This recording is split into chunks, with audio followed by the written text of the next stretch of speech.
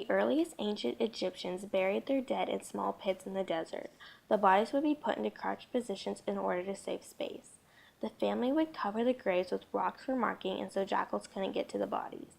The heat and dryness of the sand quickly dehydrated the bodies, creating natural mummies. The Egyptians were pleased when they realized that they could naturally mummify bodies, so they started improving their graves. They lined the burial pits with straw matting or with animal skins, and they kept decorating and improving their graves by adding a crude floor and walls of sun-dried bricks. The bricks were made of chopped straw and mud and were molded by hand. Some burial chambers even had ceilings of rough wooden beams. These graves were costly because wood was very scarce in Egypt, a land with few trees. The Egyptians believed that when somebody died, their soul would live on in the afterlife.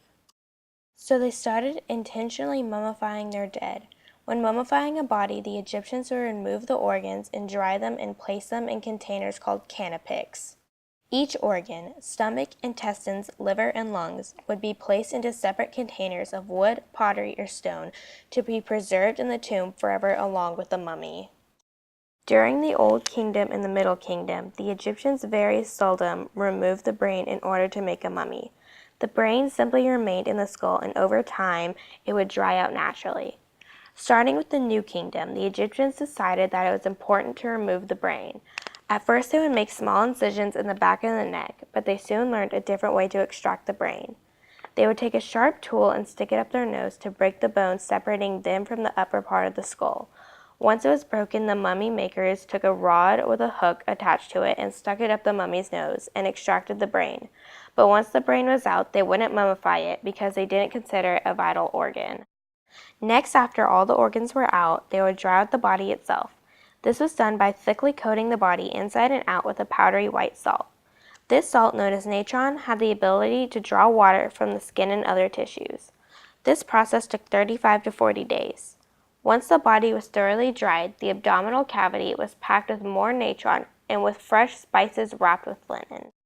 The body was also painted with melted resin to give it a waterproof finish. Then they would wrap the mummy in a series of linen strips. By the 21st dynasty, Egyptians began to give mummies facelifts, false hair, and stone eyes to make them look lifelike. The Egyptians began putting the dried organs back into the abdominal cavity.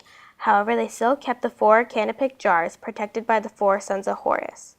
From the 25th dynasty and onward, the appearance of the mummy was more important than the wrappings, and the organs were once again placed into canopic jars, but they were placed in the coffin in between the legs of the mummy. Later, when the Greeks and the Romans ruled Egypt, the mummy's wrappings became the most elaborate they had ever been. The outer layers were arranged in intricate diamond shapes or other geometric patterns.